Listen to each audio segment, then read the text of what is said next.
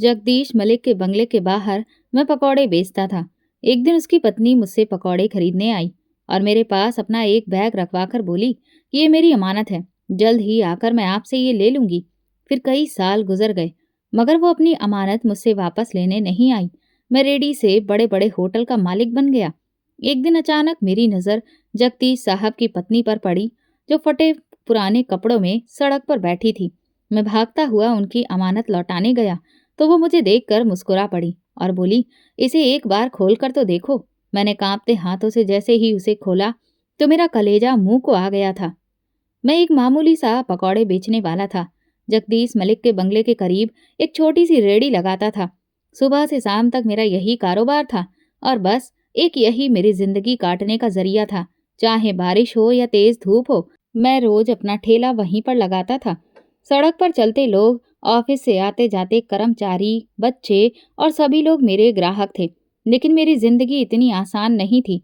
मैंने जिस दिन से अपने होश संभाले थे, तंगहाली और गरीबी को ही अपनी किस्मत बनते पाया था। मेरी माँ बीमार रहती थी। उनकी दवा के लिए अक्सर ही मेरे पास पैसे नहीं होते थे। मैं हर दिन यही कोशिश करता रहता था कि मैं ज़्यादा से ज़्यादा पकौड़े बेचूं, ताकि घर के खर्चों को उठाने के साथ साथ माँ के इलाज के लिए भी दवा खरीद सकूं। मेरी माँ एक बहुत ही नरम दिल और हर वक्त मेरे लिए ऊपर वाले से प्रार्थना करने वाली औरत थी। वह हमेशा कहती कि बेटा, देखना एक न एक दिन भगवान तुम्हारी मेहनत का फल तुम्हें जरूर देगा। बस तुम ईमानदारी से जियो और कभी किसी का हक मत मारना। दिन भर की मेहनत के बाद जब मैं शाम को कुछ कमाई लेकर घर लौटता तो सबसे पहले अपनी माँ के लिए दवा खरीदता था। अगर कभी कुछ पैसे बच जाते तो रास्ते में से किसी रेड़ी से एक आध सेब या फिर केले खरीद कर घर ले आता था। जब भी मैं अपनी माँ के लिए कुछ लेकर जाता तो वो मुस्कुराकर मेरे सर पर हाथ रखती और मुझे दुआएं देती। मेरा बेटा बहुत अच्छा है, भगवान तुम्हारी किस्मत में सारी खुशियां लिख दे, तुम्हें इज्जत दे। मेरी माँ की ये दुआएं मेरे लिए सबसे बड़ी कमाई थी। मुझे याद है वो दिन, जो कि हर रोज के आम दिनों के जैसा ही था, जैसे कि बाकी के दिन हुआ करते थे। मैं ताजा पकौड़े तल रहा था। गर्मा गर्म पकौड़ों की खुशबू चारों तरफ फैल रही थी। कुछ लोग आकर खरीद रहे थे तो कुछ लोग आगे निकल रहे थे, मगर मेरा ध्यान ज्यादातर अपने तेल में उबलते हुए पकौड़ों पर ही था कि अचानक से एक बहुत ही आलीशान महंगी गाड़ी मेरे करीब आकर रुकी। मैंने चौंक कर देखा। ये वही गाड़ी थी जो अक्सर जगदीश साहब के घर के बाहर खड़ी नजर आती थी। उसका दरवाजा खुला और एक औरत बाहर निकली। उस औरत ने अपने चेहरे को एक शॉल से ढका हुआ था। बस उसकी आंखें ही नजर आ रही थीं। वो आंखें ऐसी थीं जैसे कि उनके अंदर कोई बहुत बड़ा तूफान छुपा हो। वो धीरे धीरे मेरी तरफ आई। मैंने फौरन से अपने दोनों हाथों को झाड़कर साफ किया और उनकी तरफ आगे बढ़कर कहा, मैडम, कुछ पकौड़े दूं? मैंने जल्दी से अखबार में कुछ पकौड़े लपेट दिए और उनके हाथ में दे दिए। वो खामोशी से खड़ी रही, जैसे कि कुछ कहना चाहती हो मगर कह नहीं पा रही हो। फिर अचानक से उन्होंने एक छोटा सा काला चमड़े का बैग मेरे ठेले के ऊपर रखा और बहुत ही धीरे से बोली, ये मेरे लिए बहुत ही कीमती है। इसे अपनी अमानत के तौर पर अपने पास रख लो। मैं बहुत जल्द ही इसे आकर ले लूंगी। मैंने हैरानी से उनकी तरफ देखा। मेम साहब, ये तो लेकिन आपका सामान है, ये मेरे पास कैसे? उन्होंने तुरंत ही अपना हाथ उठाकर मुझे रोक दिया। बस रख लो, मैं वापस जाऊंगी बहुत जल्द। मैंने उनके लहजे में एक अजीब सी बेबसी देखी थी, जैसे कि कोई मजबूर इंसान आखिरी सहारे की तलाश में हो। मैंने फिर कुछ नहीं कहा, बैग उठाया और अपनी रेडी के कोने में रख दिया। वो जल्दी से पलट कर अपनी गाड़ी में जाकर बैठ गई और चली गई। फिर वो दिन गुजर गया, फिर एक और दिन गुजर गया और फिर एक हफ्ता और फिर महीने, लेकिन वो वापस नहीं आई। शुरुआत में तो हर रोज उस बैग को मैं देखता रहता था और सोचता था कि शायद वो इसे भूल गई हैं या फिर बहुत ज्यादा बिजी हो गई हैं। वक्त गुजरता गया और उस बैग की मालकिन वापस नहीं आई। फिर मेरी माँ ने एक दिन मुझसे उस बैग के बारे में पूछा, बेटा, ये बैग कैसा है? मैंने माँ को सारी बात बताई तो वो सुनकर खामोश हो गई। फिर बोली, बेटा, ये तो किसी की धरोहर है और किसी की धरोहर को कभी भी गलत नजर से नहीं देखना। जो भी हो, पर तुम इसे मत खोलना। मैंने माँ की इस बात पर सर हिलाया। जी माँ, मैं इसे कभी नहीं खोलूंगा। लेकिन मेरे दिल में कई तरह के सवाल उठते रहते थे। अगर ये बैग इतना कीमती था तो वो इसे वापस लेने क्यों नहीं आई? कहीं ऐसा तो नहीं कि इसमें ढेर सारी दौलत भरी हो या फिर इसमें कोई राज छुपा हो? लेकिन मैंने अपनी माँ की नसीहत पर अमल किया था और कभी भी बैग को खोलने की हिम्मत नहीं की थी। जिंदगी अपनी रफ्तार से चलती जा रही थी। मैं रोजाना पकौड़े बेचता, जो भी कमाई होती उसमें से अपनी माँ की दवा खरीदता और उनके लिए कुछ फल लाता, और जो बचता वो घर गृहस्थी को चलाने में लगा देता। कई बार ऐसा होता था कि माँ की दवा के पैसे भी मेरे पास नहीं होते थे, तो मैं खुद भूखा रहकर उनके लिए दवा ले आता था। माँ मेरे सर पर हाथ रखती और कहती, बेटा देखना, तुम्हारी किस्मत में खुशियां जरूर आएंगी, बस धैर्य रखो। और मैं धैर्य रखता चला गया, नहीं जानता था कि ये बैग एक दिन मेरी तकदीर बदल देगा। वक्त गुजरता गया और मेरी मेहनत रंग ले आई और मेरे पकौड़े हर तरफ मशहूर होने लगे। लोग मेरी ईमानदारी की कस्में खाने लगे और मैं रेडी से एक छोटे से होटल का मालिक बन गया। मैंने एक छोटा सा होटल खोल लिया। मैं दिन रात मेहनत करता और मेरी माँ की दुआएं मेरी कामयाबी की सीढ़ियां बनती गईं। लेकिन वो बैग अभी भी मेरे पास था। हर रात जब मैं अपने होटल के कोने में उस बैग को देखता तो दिल में एक अजीब सी बेचैनी होती। ये बैग अब मेरी जिंदगी का हिस्सा बन चुका था, मगर मैं ये नहीं जानता था कि ये बैग तो मेरा नसीब लिखने वाला है। वो दिन गुजर गया, फिर एक और दिन, और फिर एक हफ्ता, और फिर महीने, लेकिन अभी भी वापस नहीं आई वो औरत। शुरुआत में तो रोज उस बैग को मैं देखता था और सोचता था कि कहीं ये कोई पैसों से भरा हुआ बैग तो नहीं है, मगर मेरे दिल में एक डर सा बैठ जाता था। ये तो किसी की अमानत है, मैं इसे कैसे खोल सकता हूँ? और ऐसा कीमती बैग तो अमीर लोग ही रखते हैं। कहीं इसमें हीरे जवाहरात तो नहीं है, या फिर किसी की ब्लैक मनी? मन में आता कि एक बार तो खोलकर देख लो, मगर फिर मैं हमेशा अपना सर झुका देता। कभी हिम्मत नहीं हुई उसे खोलने की। साल गुजरते गए, मैंने अपने काम में बहुत मेहनत की। छोटे से ठेले से एक छोटा सा होटल खोल लिया और फिर वही होटल बड़ा होता गया। फिर मेरा होटल पूरे शहर में मशहूर हो गया। मेरी किस्मत बदल गई, लेकिन वो बैग अभी भी मेरे पास था, बिल्कुल वैसे का वैसा।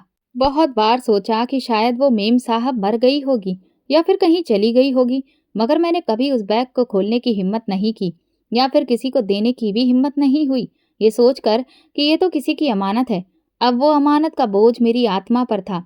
मुझे नहीं मालूम था कि बरसों के बाद एक दिन जब मेरी जिंदगी पूरी तरह से बदल चुकी होगी, तो फिर एक दिन मैं उन्हीं आंखों का सामना करूंगा। लेकिन इस बार वो आंखें एक भिखारी की होंगी।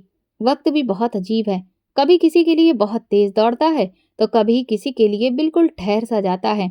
और मेरे लिए भी वो कुछ देर के लिए ठहरा था और फिर धीरे धीरे चलने लगा। वो मेम साहब जिन्होंने वो काला चमड़े का बैग मेरे ठेले पर रखवाया था, एक दिन भी लौट कर नहीं आई थी। पहले दिन मैंने सोचा कि शायद वो व्यस्त हो गई, दूसरे दिन सोचा कि शायद कोई मजबूरी आ गई हो, तीसरे दिन दिल ने कहा कि बैग छोड़कर वो तो भूल गई होगी। लेकिन फिर अपने ही सवाल पर मुझे झिझक महसूस हुई। भला कौन भूल सकता है ऐसी चीज को जिसे वो अपनी जान से ज्यादा कीमती समझता है? लेकिन अब मैं बहुत ही अजीब कशमकश में था। वो बैग मेरे ठेले के नीचे रखा हुआ था और रोज मैं जब अपनी रेडी लगाता तो एक लम्हे के लिए मेरी नजर उस पर जरूर जाती। मन में बहुत ख्याल भी आते और कुछ डर भी। कई लोगों ने मुझे राय दी, हर कोई अपने तजुर्बे और अपनी नीयत के हिसाब से राय देता था। भाई, ये तो तुम्हारी किस्मत है कि किसी अमीर औरत का ये खजाना है, खोलो और देखो, शायद जिंदगी बदल जाए तुम्हारी। कुछ लोगों ने तो हंसी में कहा, यार तुम तो बस पकौड़े ही बेचने वाले हो, किस्मत ने तुम्हें एक मौका दिया है, इसे बेकार मत करो। मगर मैं हर बार सर झुका देता। मैं इस अमानत को हाथ नहीं लगा सकता। मगर क्या मेरा दिल वाकई में सुकून में था?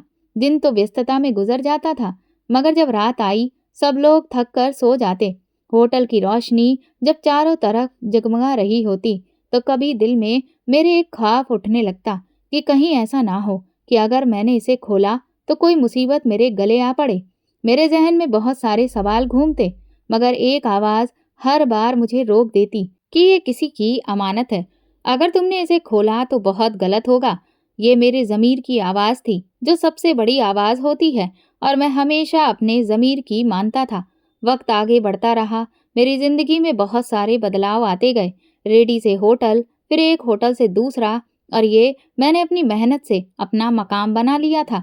लेकिन वो बैग अभी भी मेरी अलमारी के अंदर किसी खजाने की तरह पड़ा था। लेकिन वो एक ऐसा खजाना था जिसे मैं खोल नहीं सकता था। फिर एक रात कुछ ऐसा हुआ जिसने मेरे ईमान को झकझोर कर रख दिया था। हुआ यूं कि एक दिन मैं होटल के हिसाब किताब को निपटाकर घर लौट रहा था।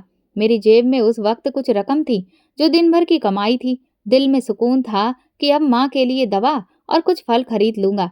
उस वक्त गलियां बहुत सुनसान थीं। एक स्ट्रीट लाइट टिमटिमा रही थी। मैं धीरे धीरे अपने मोहल्ले की तरफ जा रहा था कि तभी अचानक 3 आदमी मेरी तरफ बढ़े और उन्होंने कहा, ए, जरा रुको। मैं ठिठक गया। तीनों के हाथों में चमकते हुए चाकू थे। उनके चेहरे आधे ढके हुए थे। वो बोले, जो कुछ भी जेब में है निकाल दो। एक ने बहुत ही गुस्से भरे लहजे में कहा तो मैं घबरा गया, मगर मैंने खुद को संभालने की बहुत कोशिश की। भाई साहब, मेरे पास बस थोड़े से ही पैसे हैं और ज्यादा कुछ नहीं है, मैंने दबी हुई आवाज में कहा, मगर उन्होंने मुझे दबोच लिया। एक ने मेरी जेब में हाथ डाला और सारी रकम निकाल ली। ये क्या है, सिर्फ बस इतना सा? वो गुस्से में चिल्लाया, मुझे तो लगता था कि तू अच्छा खासा कमाता होगा, हमें बेवकूफ मत बना। मैंने कहा कि मेरे पास कुछ नहीं है। मेरा लहजा उस वक्त सख्त था तो उस चोर ने मुझे धक्का दिया और मैं जमीन पर गिर पड़ा। मेरे हाथ छिल गए थे, कपड़ों पर मिट्टी लग गई थी। तभी अचानक से मुझे वो बैग याद आया। अगर आज मैं वो बैग अपने साथ ला रहा होता तो आज ये लोग न जाने क्या कर डालते, शायद मुझे जान से भी मार देते। ये सोचकर मेरे अंदर खौफ की एक लहर दौड़ गई, मगर साथ में ये यकीन भी पक्का हो गया कि मैंने बिल्कुल सही फैसला किया था। अब उस बैग को खोलने या किसी और को देना मेरे लिए किसी भी खतरे से खाली नहीं था। इस दौरान एक तरफ से पुलिस की गाड़ी का सायरन बजा। वो चोर घबरा गए और जल्दी से अंधेरी गली में भाग गए। मैं जमीन पर पड़ा हाँफ रहा था। मेरी सांसें बहुत तेज थीं और दिल धड़क रहा था। मैंने खुद को संभाला और धीरे धीरे उठा। पुलिस की गाड़ी आगे बढ़कर रुक गई। उसमें से एक कांस्टेबल उतरा और मेरी तरफ आया। क्या हुआ भाई साहब, ठीक तो हैं? मैंने हाँ में सिर हिलाया और कहा, ठीक तो हूँ, मगर चोर पैसे ले गए। वो बोला, ये इलाका रात में बहुत खतरनाक हो जाता है, सतर्क रहा करिए। मैंने हाँ में सर हिलाया और फिर जैसे तैसे घर पहुंचा। जब मैं घर पहुंचा तो माँ मेरा इंतजार कर रही थी। दरवाजा खुला तो वो तेजी से मेरे पास आई। बेटा, सब ठीक तो है ना? मैंने मुस्कुराकर उन्हें तसल्ली दी। हाँ माँ, सब ठीक है, बस कुछ लोग रास्ते में मिल गए थे, मगर कोई बड़ी बात नहीं हुई। माँ ने मेरे चेहरे को ध्यान से देखा, फिर मेरे जख्मी हाथों को देखा। उनकी आंखों में आंसू आ गए। बेटा, भगवान तुम्हें सलामत रखे। तुम हमेशा सही रास्ते पर चलो और कभी भी किसी का लेकर बुरा न सोचो। ये सुनकर मेरा दिल कांप गया। माँ को तो मालूम भी नहीं था कि इस वक्त मैं किस कश्मकश से गुजर रहा हूँ, मगर वो हमेशा मेरे लिए यही दुआ करती थी। मैं खुद से फिर एक वादा किया कि ये बैग न कभी खोलूंगा, ना फिर मैं कभी और किसी को दूंगा, जब तक इसका असली मालिक वापस ना आए। वो रात मेरी जिंदगी का एक सबक बन गई थी। मैंने समझ लिया था कि अगर अचानक से कोई औकात से बाहर चीज हमारे पास आ जाती है तो असल में वो हमारी नीयत का इम्तिहान भी हो सकती है। ये बैग शायद मेरी तकदीर को बदल सकता था, लेकिन अगर मैं इसे गलत तरीके से खोलता तो शायद मेरी बर्बादी का कारण भी बन सकता था। मैं फिर उस बैग को अपनी अलमारी में काफी अंदर गहराई में रख दिया, जहाँ किसी की भी नजर ना पड़े। वक्त गुजरता गया, मैं दिन रात मेहनत करता रहा, होटल तरक्की करता गया, जिंदगी में खुशहाली आई, मगर वो बैग अभी भी मेरे पास था, जिसमें वक्त की धूल चढ़ती जा रही थी, लेकिन वो बिल्कुल सुरक्षित था। मेरे कर्मचारी, मेरे करीबी दोस्त सब हैरान होते, यार, इतने साल हो गए, अब तो वो मेम साहब कभी नहीं आएंगी, छोड़ दो इस बात का ख्याल। लेकिन मैं नहीं मानता था। मैंने उस बैग को अपने कमरे में एक छोटी सी अलमारी में सुरक्षा से रख दिया था। वो एक खामोश राज बन चुका था, जिसे सिर्फ मैं जानता था। कई बार दिल में सवाल उठता कि क्या वो औरत जिंदा भी है? कहीं ऐसा तो नहीं कि वो किसी हादसे का शिकार हो गई हो? कहीं उन पर कोई मुसीबत तो नहीं आ गई? मैं कई बार जगदीश मलिक के घर के सामने से भी गुजरा, लेकिन वो जगह भी अब बदल चुकी थी। मुझे वहां पर नए लोग नजर आते थे। कभी सोचता था कि जाकर पूछूं, लेकिन फिर रुका रहा। ये मेरा हक नहीं था। एक दिन जब मैं अपने दफ्तर में बैठा था तो दिल में अजीब सी बेचैनी पैदा हुई। मैं अपनी अलमारी से वो बैग निकाला और उसे गौर से देखा। उसका चमड़ा अब कुछ फट चुका था। वक्त की मार ने उसे बहुत पुराना सा कर दिया था, लेकिन मैंने कभी हिम्मत नहीं की उसे खोलने की। ये राज मेरा नहीं था, मैं इस पर कोई अधिकार नहीं रखता था। मैंने खुद से कहा, मैं अपनी आखिरी सांस तक इस बैग को नहीं खोलूंगा, जब तक इसकी असली मालकिन खुद वापस नहीं आएगी। लेकिन क्या वो मालकिन कभी वापस आएगी? ये सवाल मेरे जहन में हर रोज गूंजता रहता था और फिर मैं उसे झटक देता था। मेरे पास अब पैसा था, इज्जत थी, शहर में मेरा नाम था। लोग अब मुझे पकौड़े वाला नहीं बल्कि कामयाब होटल चेन का मालिक कहते थे। लेकिन मैं भूल ही नहीं पाया कि हर कामयाबी के साथ साथ वो बैग भी मेरी जिंदगी का सबसे कीमती राज था। फिर एक दिन सालों बाद अचानक मेरी नजर उस औरत पर पड़ी। जिंदगी के भी अजीब रंग होते हैं। कई बार वो हमें ऐसे मोड़ पर लाकर खड़ा कर देती है जहां हम अचानक ही सालों पहले खोए हुए लोगों के सामने आकर खड़े हो जाते हैं। मैंने कभी नहीं सोचा था कि सालों के बाद एक दिन जब मैं अपने होटल का चक्कर लगाने के बाद शहर की सबसे बड़े बाजार से गुजर रहा होऊंगा तो मेरी नजर अचानक किसी ऐसे चेहरे पर पड़ेगी जिसे मैं शायद कभी भूल ही नहीं पाऊंगा। ये हर रोज के जैसा आम दिन था, मगर मेरी किस्मत ने इसे बहुत ही खास बना दिया था। मैं शहर को बीचों बीच अपनी गाड़ी में बैठा था और सिग्नल पर रुका हुआ था। सड़क पर गाड़ियों का शोर, दुकानदारों की आवाजें और फेरी वालों के पुकारने की आवाज हमेशा की तरह गूंज रही थी। मैं आज खुश था। जिंदगी ने मुझे कहां से कहां पहुंचा दिया था। मैंने अपनी मेहनत की कमाई से इज्जत को पाया था और अपनी गरीबी को हरा दिया था। और आज शहर के बड़े होटलों में मेरी गिनती होने लगी थी। मगर मुझे क्या मालूम था कि यदि मेरे अंदर के सुकून को हमेशा के लिए ये दिन तबाह कर देगा। मैं अभी आराम से बैठा गाड़ी में आसपास के नज़ारों का जायजा ले रहा था कि तभी अचानक मेरी नज़र सड़क के किनारे पर बैठी एक औरत के चेहरे पर पड़ी। मेरा हाथ स्टीयरिंग पर तभी सख्ती से जम गया। उसके पुराने कपड़े मिट्टी से अटे पड़े थे, बाल और झुर्रियों से भरा हुआ चेहरा, वही आंखें जिन्हें मैं बरसों पहले अपनी रेडी के पास खड़े देखा था। जगदीश मलिक की पत्नी थी ये। मैं तो जैसे सांस लेना भूल गया। ये वही औरत है जो कभी महंगे कपड़ों, कीमती गहनों और तरह तरह की खुशबुओं से लिपटी रहती थी, जिसके माथे पर कभी भी परेशानी की एक लकीर भी नहीं आती थी। आज वही औरत बिना चप्पल के मैली शॉल ओढ़कर, उसका चेहरा धूल से ढका हुआ, सड़क पर बैठी थी। उसकी नजरें बेमकसद सी कहीं खोई हुई थीं, जैसे कि वो खुद को ही पहचानने की कोशिश कर रही हो। मैं तो शॉक्ड रह गया था, जैसे मेरी आंखों के सामने कोई भयानक सपना चल रहा हो। ये कैसे मुमकिन था? ये इस हालत में यहाँ पर क्यों बैठी थी? जगदीश मलिक ने उनके साथ क्या किया? क्या वो वाकई जिंदा थी? उन्हें देखकर तो ऐसा लग रहा था कि वो सिर्फ सांस लेने वाली लाश हो।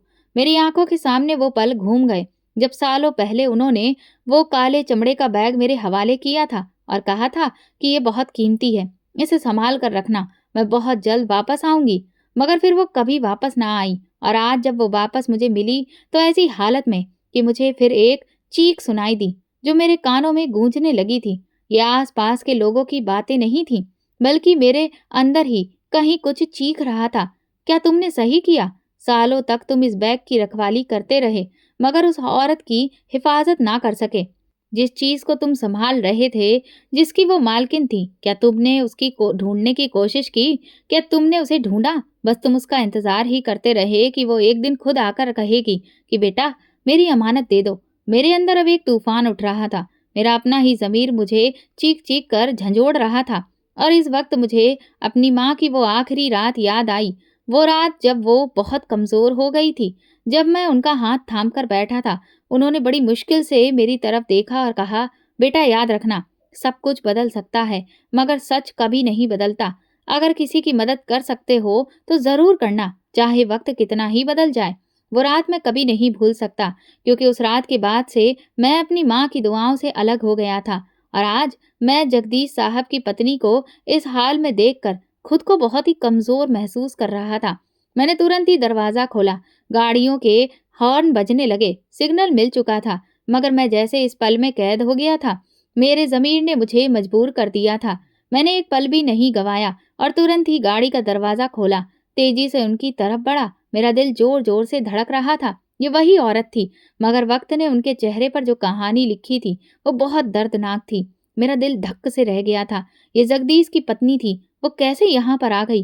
मुझे अपनी आंखों पर यकीन नहीं आया।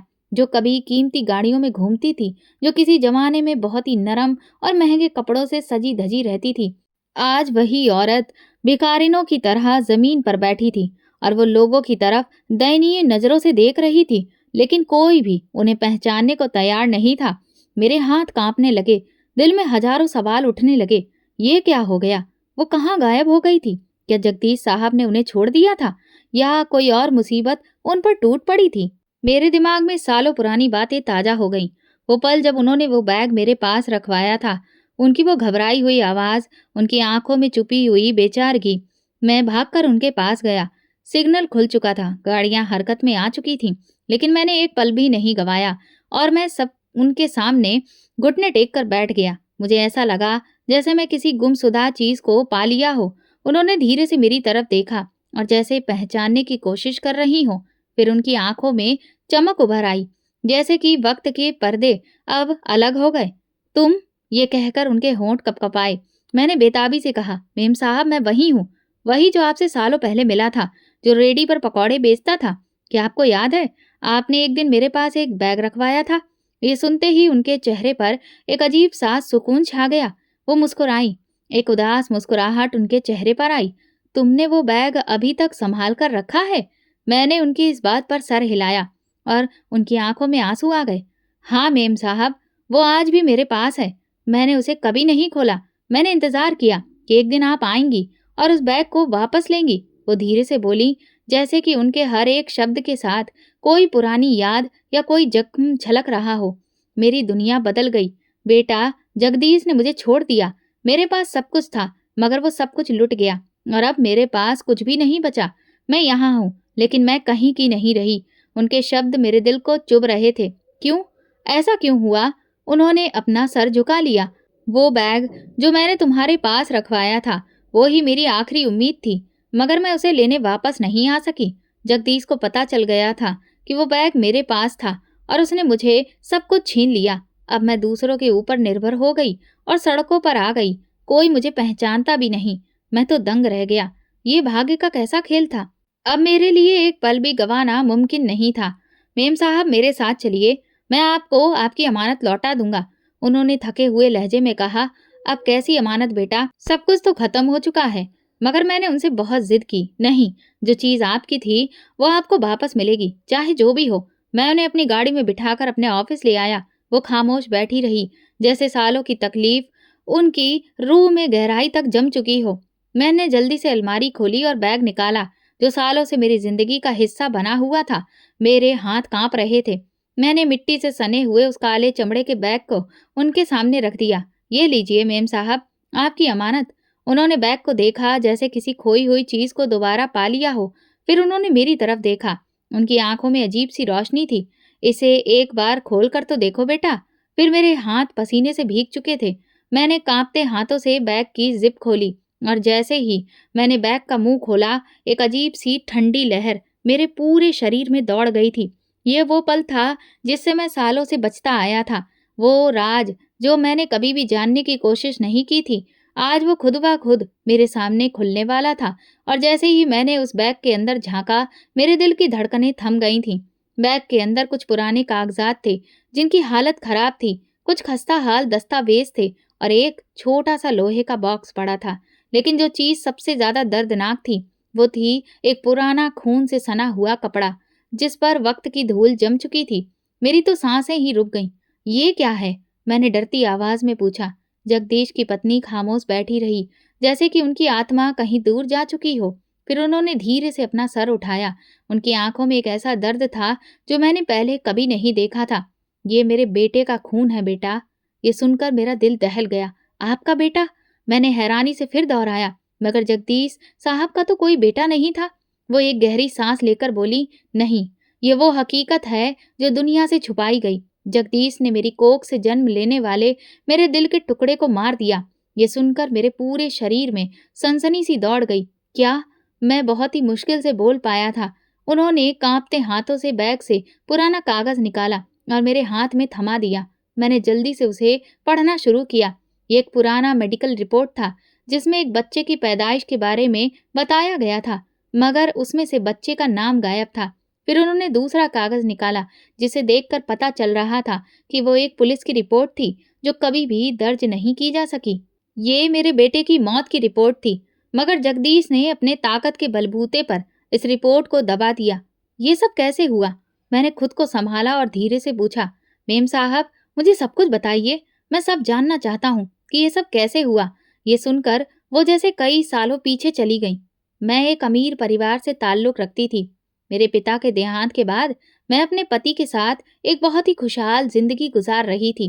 मेरा पति एक ईमानदार और शरीफ इंसान था, जो मुझसे सच्चा प्यार करता था। मगर शायद मेरी किस्मत को कुछ और ही मंजूर था। मेरे पति का एक सड़क हादसे में देहांत हो गया और फिर मैं इस दुनिया में अकेली रह गई, अपने छोटे से बेटे के साथ, जिसे मैं अपनी जान से भी ज़्यादा चाहती थी। मेरे पति अपनी सारी दौलत और जायदाद अपने बेटे के नाम पर करके गए थे और अब मैं उनके इतने बड़े कारोबार और दौलत की रखवाली बन गई थी, जब तक मेरा बेटा बड़ा ना हो जाता। और फिर यही वो पल था जब जगदीश मेरी जिंदगी में आया। जगदीश ने मेरे दुख के समय में मुझे सहारा दिया, मेरी तन्हाई का फायदा उठाया, मेरी इज्जत, मेरी दौलत और मेरे विश्वास को जीतने की पूरी कोशिश की। मगर असल में तो उसका मकसद मेरी मोहब्बत नहीं था, बल्कि उसका मकसद मेरी दौलत था। जगदीश ने मुझसे शादी कर ली, मगर सच्चाई में तो वो मेरे दिल का नहीं, मेरे बैंक अकाउंट का मालिक बनना चाहता था। पहले तो सब कुछ ठीक लगा। वो मेरा बहुत ख्याल रखता था, मेरा दुख बांटता था और मेरा हमसफर बनने का ड्रामा करता रहा। लेकिन जगदीश के सब्र का पैमाना उस दिन भर गया जब उसे ये पता चला कि मेरी सारी दौलत मेरे बेटे के नाम पर है। वो एक पल में ही बिल्कुल बदल गया। उसकी आंखों में जो नमी थी, वो पूरी तरह से खत्म हो गई। अब उसकी आंखों में प्यार नहीं था, लालच था, गुस्सा था और एक साजिश थी। पहले दिन से ही जगदीश मेरे बेटे को पसंद नहीं करता था, मगर मैंने उसे नजरअंदाज किया। सोचा कि शायद वो वक्त के साथ बदल जाएगा। जब उसने मेरे वकील से मेरी दौलत के बारे में सब कुछ जान लिया, तो उसका रवैया पूरी तरह से बदल गया। ये क्या, तुम्हारी सारी दौलत तुम्हारे बेटे के नाम पर है? उसने सख्त लहजे में पूछा। मैंने धीरे से कहा, हाँ, ये मेरे पहले पति की आखिरी निशानी है और मैं उसका हक उसे देने से कभी भी पीछे नहीं हटूंगी। उस वक्त जगदीश के चेहरे पर जो गुस्सा आ रहा था, वो मैं कभी नहीं भूल सकती। उस दिन मैं समझ गई थी कि अब मेरा बेटा खतरे में है और फिर मेरा बच्चा मुझसे छीन लिया गया। एक रात मैं अपने बेटे के साथ बैठी थी, वो मेरी बाहों में सो रहा था। तभी दरवाजा धीरे से खुला और जगदीश अंदर आया। उसकी आंखों में कोई रहम नहीं था, कोई हिचकिचाहट नहीं थी। ये बच्चा अगर जिंदा रहा तो सब कुछ बर्बाद हो जाएगा। ये सुनकर मेरा कलेजा दहल गया। जगदीश, क्या करने जा रहे हो? मैंने चीख कर कहा, मगर उसने मेरे बेटे को मुझसे छीन लिया। मेरी दुनिया उजड़ गई। अगली सुबह जगदीश मेरे पास आया। उसका चेहरा ठंडा पड़ा हुआ था, जिस पर कोई भी हाव भाव नहीं थे। तुम्हारा बेटा मर गया है, बस। उसने बड़े ही आम से शब्दों में ये बात कही, जैसे कि ये बात बहुत मामूली हो। ये सुनकर मेरी आंखों के आगे अंधेरा छा गया था। मैं चीख पड़ी और अपना सर दीवारों से टकराने लगी, मगर वो खड़ा रहा, जैसे कि मैं एक तमाशा हूँ, जैसे कि ये सब कुछ तो पहले से तय था। जब मैंने सब कुछ खो दिया तो मुझे कुछ भी समझ ना आया, लेकिन अभी भी एक चीज बची थी। मैं जानती थी कि मेरी जिंदगी अब खत्म हो चुकी है, मगर मैं जगदीश को सजा देना चाहती थी। मैंने अपनी बची हुई ताकत को जुटाया और वो सारे दस्तावेज, वकील के कागजात और सबूत जो मेरी जायदाद मेरे बेटे के नाम पर है, ये साबित करने वाले थे, मैंने एक बैग में रखे। और ये वही काला चमड़े का बैग था। मुझे मालूम था कि जगदीश मुझ पर भी हाथ डालेगा, वो मुझे भी खत्म कर देगा, ताकि कोई भी उसके खिलाफ खड़ा ना हो सके। इसीलिए मैंने वो बैग छुपा दिया और जान बचाकर भाग गई। और तब मैंने एक अजनबी पर भरोसा किया। मैंने तुम्हें देखा, एक सादा सा ईमानदार इंसान जो अपनी जिंदगी की रोटी कमाने के लिए दिन रात मेहनत कर रहा था। मैंने तुम पर भरोसा किया। मैंने वो काला बैग तुम्हें दिया और कहा कि मेरे लिए बहुत कीमती है, इसे संभाल कर रखना, मैं बहुत जल्द वापस आऊंगी। और फिर मैं वहां से गायब हो गई, क्योंकि जगदीश से मुझे अपनी जान का खतरा था। जब मैं अपनी अमानत लेने आई थी, मगर तब तक बहुत देर हो चुकी थी और अब मैं यहाँ पर हूँ, इस फुटपाथ पर बैठकर रोटी के कुछ टुकड़े बीनने के लिए मजबूर हूँ। और वो जगदीश अभी भी अपनी दौलत के नशे में चूर, ताकत के नशे में मदहोश एक कामयाब इंसान बना बैठा है। लेकिन अब सब कुछ बदलने वाला है, क्योंकि तुमने वो अमानत संभाल कर रखी है। अब वक्त आ गया है कि जगदीश से उसके हर एक जुल्म का हिसाब लिया जाए। मेरा दिल जोर जोर से धड़कने लगा। ये बैग मैंने तब छुपाया जब मैंने वो खून से सने कपड़े देखे थे और इन दस्तावेजों को संभाला था कि किसी दिन अगर मैं जिंदा रहती तो दुनिया को यह सच बता सकूं। मैंने कहा, लेकिन आप फिर ये बैग मेरे पास रखवा कर चली क्यों गई? मैंने सवाल किया। वो बोली, क्योंकि जगदीश को मालूम पड़ गया था कि मेरे पास सबूत हैं। वो मुझे मारना चाहता था। मुझे खत्म करना चाहता था। मैंने किसी तरह वो बैग निकाला और उसे तुम्हारे पास रखवा दिया, क्योंकि मैं जानती थी कि तुम एक ईमानदार इंसान हो और तुम इसकी हिफाजत करोगे। और फिर मैं खुद को बचाने के लिए भागती रही, यहाँ वहाँ छुपती रही, और आखिरकार मैंने सब कुछ खो दिया। अब क्या होगा? मैं ये सोचते हुए बैठ गया। मेम साहब, अब आप क्या करेंगी? उन्होंने अपना सर उठाया। उनकी आंखों में एक नई रोशनी थी। इंतकाम या इंसाफ? अब मैं करूंगी जो बरसों पहले मुझे कर लेना चाहिए था। मैं ये सबूत लेकर जगदीश को बेनकाब करूंगी। मैं जानता था कि यह काम इतना आसान नहीं होगा। जगदीश मलिक एक बहुत बड़ी शख्सियत था। वो ताकतवर था, वो रसूख रखने वाला आदमी था। अगर उसका ये राज खुला तो सब कुछ बर्बाद हो सकता था। अब मेरे सामने बस एक फैसला था कि क्या मैं इस लड़ाई में मेम साहब का साथ दूं? क्या मैं जगदीश जैसे आदमी के खिलाफ खड़ा हो जाऊं, या मैं खामोश रहकर अपनी कामयाब जिंदगी का लुत्फ उठाऊं? मेरे अंदर जंग छिड़ चुकी थी। बैग का राज खुल चुका था और मेरे सामने एक खौफनाक हकीकत पड़ी थी। जगदीश साहब ने अपने ही बेटे को कत्ल कर दिया था और इस जुर्म के तमाम सबूत बरसों से मेरे पास सुरक्षित थे। मैंने कभी नहीं सोचा था कि वो बैग जो मैंने अमानत समझकर संभाला था, वो एक ऐसी कयामत का गवाह होगा जो इंसानियत को झंझोड़ कर रख देगी। मेरे दिल में एक कसमकस चल रही थी। क्या मैं जगदीश जैसे आदमी के खिलाफ खड़ा हो सकता हूँ? क्या मैं अपनी जिंदगी को खतरे में डालकर सच्चाई का साथ दूं, या मैं खामोश रहूं और ये मामला यहीं पर छोड़ दूं? मेम साहब ने मेरी तरफ देखा। उनकी आंखों में दर्द था, मगर साथ ही एक प्रार्थना भी थी, जैसे वो उम्मीद कर रही हो कि मैं उन्हें अकेला ना छोड़ूं। वो बोली, बेटा, अब ये फैसला तुम्हें करना है। मैं जानती हूँ कि जगदीश ताकतवर इंसान है तो तुम्हें नुकसान पहुंचा सकता है, मगर मैं ये भी जानती हूँ कि तुम वही ईमानदार इंसान हो जिसने सालों तक मेरी अमानत की हिफाजत की। ये सुनकर मेरे पूरे शरीर में एक बहुत झुरझुरी सी दौड़ गई। ये फैसला आसान नहीं था, मगर मेरे नसीब में शायद यही लिखा था। जगदीश एक बहुत बड़ा कारोबारी था। वो एक ऐसा आदमी था जिसके पीछे बड़े बड़े राजनेता, पुलिस और कई ताकतवर लोग खड़े थे। उसके खिलाफ कोई कदम उठाना मतलब खुद को खतरे में डालने के बराबर था। मेम साहब, अगर हमने ये राज सबको बता दिया तो जगदीश हमें खत्म करने में एक पल भी नहीं लगाएगा। उन्होंने सांस ली। मैं जानती हूँ, मगर क्या ये खौफनाक सच्चाई सबके लाने से हमें रोक सकता है? अगर मैं ये सब बर्दाश्त कर सकती हूँ तो तुम क्यों नहीं? मेरे पास अब कोई जवाब नहीं था। मुझे अब अपनी जिंदगी बहुत मुश्किल में डूबी लग रही थी। लोगों को मैंने कई तरह की धोखाधड़ी करते देखा था, मगर आज जो कसमकस मेरे दिल में थी वो सबसे बड़ी थी।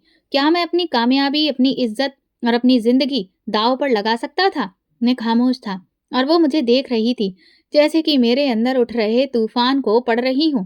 बेटा, तुम जो भी फैसला करो, मैं तुम्हारा साथ दूंगी, मगर याद रखो, कई बार जुल्म को देखकर खामोश रहना सबसे बड़ा गुनाह होता है।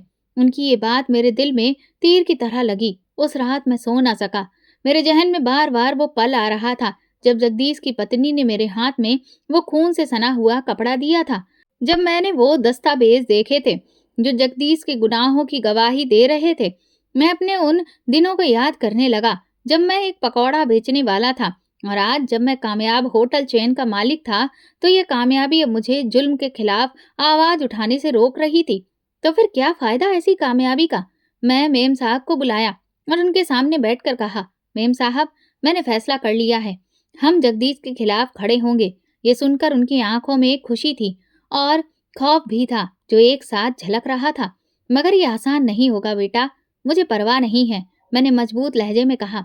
अगर मैं सच का साथ ना दे सका तो सारी जिंदगी में अपने जमीर का बोझ उठाता रहूंगा। मैंने ये अमानत बरसों संभाली है और अब वक्त आ गया है कि इसे मैं वहां पहुंचाऊं जहां इसका हक बनता है। हमें अब ऐसे किसी शख्स की जरूरत है जो जगदीश के खिलाफ केस लड़ सके, मगर ऐसा वकील मिलना आसान नहीं था। मैंने अपने कुछ काबिल और भरोसेमंद दोस्तों से बात की और फिर एक ऐसे वकील का पता लगाया जो जुल्म के खिलाफ केसेस लड़ने में पूरे शहर में मशहूर था। मैंने बैग के तमाम सबूत वकील को दिए और जब उन्होंने वो दस्तावेज देखे तो उनके चेहरे पर भी हैरत नाचने लगी थी। ये केस जीतना आसान नहीं होगा, वकील ने कहा। जगदीश के पास ताकत है, पैसा है, और सबसे बढ़कर वो जानता है कि अपनी सच्चाई को कैसे छुपाना है। हमें इस बात की परवाह नहीं है, मैंने मजबूत लहजे में कहा। ये केस जीतना नहीं है, बल्कि इंसाफ दिलवाना है। हमने जैसे ही केस दर्ज करवाया उसी रात मेरे घर के बाहर कई गाड़ियां आकर रुक गईं। मेरे गार्ड ने आकर बताया कि कुछ लोग मेरे बारे में पूछ रहे थे। जगदीश को खबर हो चुकी थी। अगली सुबह मुझे एक अनजान नंबर से फोन आया। तुम्हारी हिम्मत कैसे हुई? फोन के दूसरी तरफ एक कड़क आवाज थी। मैं खामोश रहा। ये जो खेल तुम खेल रहे हो, इसका अंजाम तुम्हें अच्छे से मालूम होना चाहिए। अगर पैसा चाहिए तो बताओ, कितनी रकम चाहिए, और ये केस वापस ले लो। ये सुनकर मेरा खून खौल उठा। मैंने कहा, मेरी कोई कीमत नहीं लगती जगदीश साहब। जो सच है वो सबके सामने आएगा। दूसरी तरफ कुछ लम्हे के लिए खामोशी छाई रही। फिर एक और धमकी दी गई। अगर तुम पीछे नहीं हटे तो फिर अंजाम भुगतने के लिए तैयार रहो। फोन कट चुका था, मगर मैं पीछे हटने वाला नहीं था। ये जगदीश की पहली चाल थी। वो जानता था कि मैं उसके खिलाफ खड़े होने का फैसला कर चुका हूँ, और अब वो मुझे रोकने के लिए किसी भी हद तक जा सकता था। लेकिन मैंने भी फैसला कर लिया था कि अब मैं किसी की भी धमकी से डरने वाला नहीं हूँ। जगदीश की धमकी मेरे कानों में गूंज रही थी। अगर तुम नहीं माने तो अंजाम भुगतने के लिए तैयार रहो। मेरे हाथ में मोबाइल था, मगर मेरा दिमाग किसी और ही दुनिया में चला गया था। क्या मैंने सही फैसला किया था? क्या मैं एक ऐसी जंग में कूद चुका था जिसका अंजाम बर्बादी के सिवा कुछ भी नहीं था? लेकिन अगले ही पल मेरे अंदर एक गुस्से की लहर दौड़ गई। यही तो खौफ है जिसकी वजह से कई बार ऐसे जुल्म करने वाले लोग और ताकतवर बन जाते हैं, और बेचारे कमजोर लोग सारी जिंदगी खामोशी से गुजार देते हैं। मगर मैं खामोश नहीं रह सकता। अगली सुबह मैं वकील के ऑफिस पहुंचा। मेम साहब पहले से वहां मौजूद थीं। उनके चेहरे पर थकन थी, मगर एक उम्मीद की किरण भी झलक रही थी। क्या हुआ? जगदीश का फोन आया था? उन्होंने पूछा। मैंने इस बात पर हाँ में सिर हिला दिया। उसने धमकी दी है कि केस वापस लो, वरना अंजाम बुरा होगा। वकील ने गहरी सांस ली। ये तो होना ही था। वो खतरनाक आदमी है और वो किसी भी हद तक जा सकता है। तो फिर क्या करें? मैंने बेचैनी से पूछा। वकील ने एक मुस्कुराती हुई नजर से मुझे देखा, जैसे कि वो मेरे दिल की बेकरारी को समझ रहा हो। हम ये केस आगे बढ़ाएंगे, लेकिन होशियारी से। जगदीश को अंदाजा नहीं होने देना है कि हम कौन कौन से पत्ते खेलने वाले हैं। हमारा पहला कदम होगा कि अपने साथ मीडिया को मिलाना है और सच को दुनिया तक पहुंचाना है। जगदीश के खिलाफ केस अदालत में दायर हो चुका था, लेकिन हम जानते थे कि कानूनी जंग में वो अपने सारे बड़े बड़े संबंधों और पैसों का इस्तेमाल करने वाला है, और इसीलिए हमें जनता की ताकत की जरूरत थी। हमने एक बहुत बड़े रिपोर्टर से मुलाकात की, जो कि करप्शन और जुल्म के खिलाफ अपनी बेबाक रिपोर्टिंग के लिए मशहूर था। जब मैंने उसे जगदीश की कहानी सुनाई तो वो मुझे गौर से देखने लगा। क्या आपके पास सबूत है? उसने संजीता लहजे में पूछा। मैंने उसे बैग से वो खून से सना कपड़ा, मेडिकल रिपोर्ट और पुलिस रिपोर्ट निकालकर उसके सामने रख दी। ये सब कुछ है मेरे पास, और ये जगदीश की हकीकत है जो सालों तक छुपी रही। उस रिपोर्टर ने वो सारे कागजात देखे और एक पल के लिए खामोश हो गया। फिर उसने मुस्कुराते हुए कहा, ये कहानी मैं छापूंगा, लेकिन सोच लो, इसके बाद तुम पर खतरा बहुत ज्यादा बढ़ जाएगा। जगदीश सिर्फ धमकियां नहीं देता है, वो उन धमकियों पर अमल भी करता है, और तुम्हें तैयार रहना होगा। इस खबर के अखबार में छपने के सिर्फ एक दिन के बाद ही मेरे सबसे बड़े होटल के ब्रांच में अचानक से जबरदस्ती छापा मारा गया। पुलिस ने मुझ पर टैक्स चोरी करने और गैर कानूनी कारोबार करने का इल्जाम लगाकर मेरे होटल को सील कर दिया। ये जगदीश की पहली चाल थी। मेम साहब मेरे पास आईं। उनके चेहरे पर परेशानी थी। बेटा, मैंने कहा था ना कि वो तुम्हें नुकसान पहुंचाएगा। मैंने गहरी सांस ली। मेम साहब, मैं जानता था कि ऐसा होगा, लेकिन अब हम पीछे नहीं हट सकते। वकील ने हमें फौरन ही अदालत में अपनी बात रखने की राय दी, और हमने जगदीश के खिलाफ मजबूत सबूत अदालत में जमा करवा दिए। हमने सिर्फ अदालत में ही नहीं, बल्कि सोशल मीडिया पर भी सच को फैलाना शुरू कर दिया। Justice for the lost child, expose Jagdish hashtag viral होने लगा। लोग जगदीश के खिलाफ सवाल उठाने लगे। एक रात जब मैं अपने ऑफिस में बैठा था, अचानक मेरा फोन बजा। वो एक अनजान नंबर था। सुन लो पकौड़े वाले, तुम जितना आगे जाओगे तुम्हारी तबाही उतनी ही बड़ी होगी। तुम्हें जो करना है तुमने कर लिया। अब ये मेरी आखिरी वार्निंग है। अभी भी वक्त है। केस वापस ले लो, वरना ना तुम रहोगे और ना तुम्हारा ये सच। मैंने फोन बंद कर दिया, लेकिन मेरा दिल तेजी से धड़क रहा था। ये सिर्फ एक धमकी नहीं थी, ये एक जंग का ऐलान था। अगली सुबह जब मैं अपने होटल के बाहर खड़ा था, तभी एक काले रंग की कार मेरे करीब से गुजरी और अचानक लड़ाई शुरू हो गई, गोलियां चलने लगीं और फिर मेरे सर के पास से गोली गुजरी। मैं फौरन जमीन पर गिर गया। लोग चीखने लगे, सब तरफ अफरा तफरी सी मच गई। तो बहुत ही बुरा माहौल एक भयानक मंजर में बदल गया। ये जगदीश का वो संदेश था जिसे मैं समझ जाऊं कि अब वो मुझे मारने में भी देर नहीं करेगा। मेरे गार्डों ने मुझे फौरन से गाड़ी में डाला और एक सुरक्षित जगह ले गए। मेम साहब ये सुनकर बहुत घबरा गई। बस अब बहुत हो गया, मैं अदालत में जाकर खुद गवाही दूंगी। मैंने उन्हें रोका, मेम साहब ये बहुत खतरनाक हो सकता है, लेकिन अब मैं और ज्यादा खामोश नहीं रह सकती बेटा। ये केस तुमने नहीं, मैंने दर्ज करवाया था। मेरे जिस बेटे को जगदीश ने मुझसे छीन लिया, अब मैं उसकी माँ होने का हक अदा करूंगी। उनकी आंखों में एक ऐसा जुनून था जो मैंने पहले कभी नहीं देखा था। हमने फैसला कर लिया था कि अब हम पीछे नहीं हटेंगे। जगदीश जो खेल खेल रहा था, वो खेल अब हम उसके खिलाफ खेलने वाले थे। इस मुकदमे का फैसला या तो अदालत करेगी या फिर किस्मत इसका फैसला करेगी, लेकिन अब हम हार नहीं मानेंगे। ये मुकदमा अब अपने आखिरी मोड़ पर दाखिल हो चुका था। जगदीश ने मुझे मनाने की पूरी कोशिश कर ली थी, मेरे होटल बंद करवा दिए थे, बहुत सारी धमकियां दी थी, यहाँ तक कि जान से मारने की कोशिश भी की थी, मगर मैं और मेम साहब पीछे हटने वाले नहीं थे। हमने वो सब कुछ खो दिया था जिसे खोने का हमें डर था। अब बस सिर्फ एक चीज बची थी, इंसानियत। जगदीश के खिलाफ केस की पहली बार कायदे से पेशगी होने वाली थी। ये वो मौका था जब मेम साहब को अदालत में खड़े होकर अपनी गवाही देनी थी। वो सच जो वर्षों से दबाया गया था, उसे सबके सामने लाना था। अदालत के बाहर मीडिया के कैमरा रिपोर्टर्स और जनता बहुत बड़ी तादाद में जमा थी। ये केस अब एक मामूली केस नहीं रह गया था, ये एक बहुत बड़े जालिम इंसान के खिलाफ इंसान की जंग बन चुका था। जब मेम साहब को गवाही के लिए बुलाया गया तो मैंने देखा कि उनके कदम थोड़े लड़खड़ा रहे थे, मगर आंखों में जो गुस्सा था, जो जुनून था, वो किसी पहाड़ से कम नहीं था। वकील साहब ने कहा, मेम साहब अब आप अदालत को बता सकती हैं क्या आपके बेटे के साथ क्या हुआ? मेम साहब ने एक पल के लिए खामोशी ओढ़ी। उनके हाथ कांप रहे थे, मगर आंखों में जुनून था। उन्होंने जगदीश की तरफ देखा, वही जगदीश जो हमेशा एक ताकतवर और बेखौफ नजर आता था, आज पहली बार बेचैन लग रहा था। फिर मेम साहब ने बहुत सच बोल दिया जो बरसों से दबाया जा रहा था। मेरा बेटा 5 साल का था जब जगदीश से मैंने दूसरी शादी की थी। एक दिन मेरा बच्चा मेरी गोद में सो रहा था जब ये जालिम इंसान उसे मुझसे छीन कर ले गया और उसे मार दिया, क्योंकि वो नहीं चाहता था कि मेरी दौलत उसके हाथों से निकलकर किसी और के पास चली जाए। अदालत में एक लम्हे के लिए सन्नाटा सा छा गया। क्या आपके पास इसका कोई सबूत है? जज ने संजीदगी से पूछा। मेम साहब ने एक लम्हे के लिए मेरी तरफ देखा। मैंने आगे बढ़कर वो काले चमड़े का बैग पेश कर दिया जिसमें मैंने वो अमानत बरसों से संभाल कर रखी थी।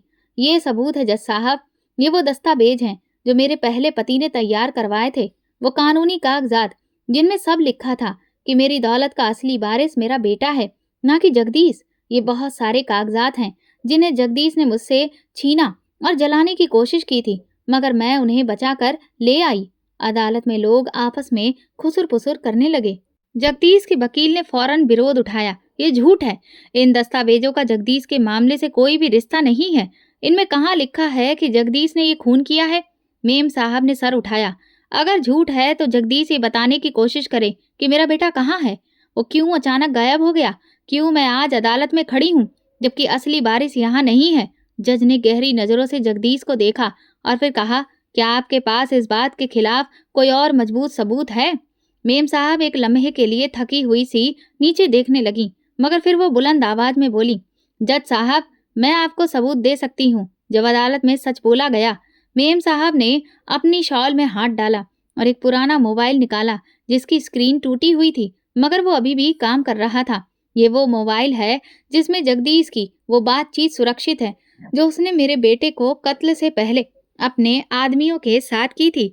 अदालत में एक बार फिर से खुसुर फुसुर होने लगी। वकील ने मोबाइल लिया और अदालत की इजाजत से ऑडियो चलाई गई। जगदीश की तेज आवाज अदालत में गूंजी, ये लड़का जिंदा रहा तो मेरी सारी दौलत खत्म हो जाएगी, वो बड़ा हुआ तो सब कुछ उसके हाथ में चला जाएगा।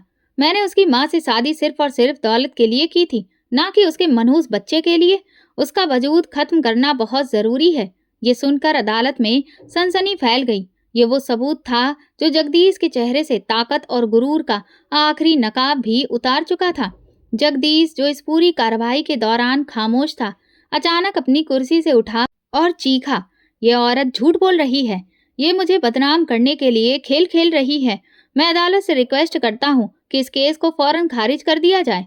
जज ने एक पल उसे गौर से देखा और फिर संजीदगी से बोले, अगर तुम्हें यकीन है ये सारे इल्जाम झूठे हैं तो तुम अदालत को बताओ कि वो लड़का कहाँ है। ये सुनकर जगदीश का रंग बदल गया।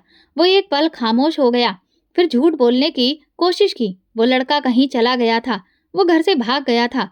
मेम साहब ने सख्त लहजे में कहा, तो फिर बताओ, उस रात मेरे कमरे में आकर तुमने क्या किया था? वो खून के धब्बे मेरे बेटे के कपड़ों पर क्यों थे? अगर वो भागा था तो फिर उसे दोबारा कभी क्यों नहीं देखा गया? जज ने एक लम्हे के लिए सर झुकाया, फिर गहरी सांस लेकर फैसला सुनाया। जगदीश को तुरंत हिरासत में लिया जाए और इस केस की अच्छे से तहकीकात की जाए। ये अदालत जगदीश पर कत्ल के सबूत मिटाने और धमकियां देने के सारे इल्जामों को लगाती है। पुलिस फौरन आगे बढ़ी और तब जगदीश की आंखों में पहली बार खौफ नजर आया। ये सब झूठ है, वो चिल्लाया, मगर अब उसकी कोई नहीं सुन रहा था। आखिरकार इंसाफ मिल गया था। जब अदालत बर्खास्त हुई तो मैंने मेम साहब की तरफ देखा।